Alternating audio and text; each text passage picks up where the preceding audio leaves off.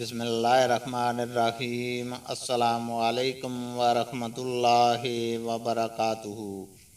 حدیث نبوی صلی اللہ علیہ وسلم ہے، ہم سے ابراہیم بن منذر نے بیان کیا، کہا کہ ہم سے ابو زمرہ نے بیان کیا، ان سے موسیٰ بن عقبہ نے بیان کیا، ان سے نافع نے کہ ابن عمر رضی اللہ تعالیٰ عنہما نے ابن زبیر رضی اللہ تعالیٰ عنہما کے عہد خلافت میں حجۃ الحروریہ کے سال حج کا ارادہ کیا تو ان سے کہا گیا کہ لوگوں میں بائم قتل و خون ہونے والا ہے اور ہم کو خطرہ اس کا ہے کہ آپ کو مفسد لوگ حج سے روک دیں۔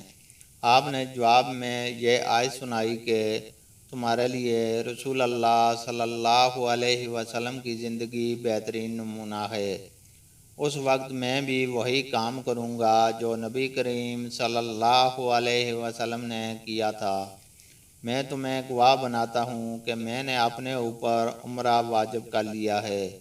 پھر جب آپ بیضہ کے بالائی حصہ تک پہنچے تو فرمایا کہ حج اور عمرہ تو ایک ہی ہے۔ میں تمہیں گواہ بناتا ہوں کہ عمرہ کے ساتھ میں نے حج کو بھی جمع کر لیا ہے۔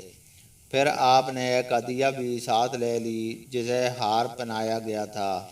آپ نے اسے خرید لیا۔ جہاں تک کہ آپ مکہ آئے تو بیت اللہ کا طواف اور صفا و مروہ کی سعی کی، اس سے زیادہ اور کچھ نہیں کیا۔ جو چیزیں احرام کی وجہ سے ان پر حرام تھیں ان میں سے کسی سے قربانی کے دن تک وہ حلال نہیں ہوئے۔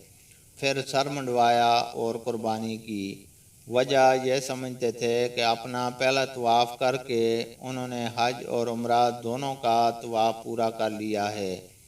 پھر آپ نے کہا کہ نبی کریم صلی اللہ علیہ وسلم نے بھی اسی طرح کیا تھا۔ اللہ تعالیٰ سے دعا ہے کہ وہ ہمیں قرآن اور حدیث کو سننے، سمجھنے اور اس پر عمل کرنے کی توفیق عطا فرمائے۔